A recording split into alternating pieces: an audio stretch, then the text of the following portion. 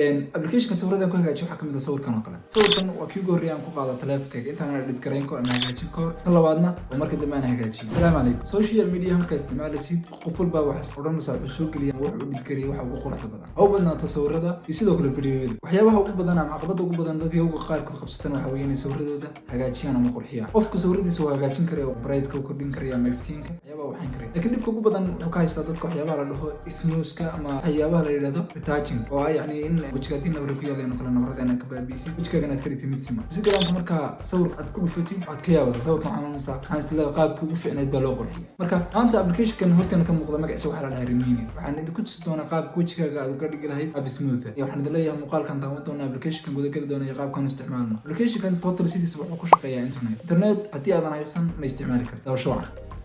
okay waxaan soo furanaa application-ka import baan ku dhufanaa kadibna waxaan soo dooranaysaa sawirkaaga marka halkan uu ku soo gelinaya marka waxaan ku dhufanaysaa korkiisa meesha ay ku qoran tahay enhance baa ku dhufanaysaa adis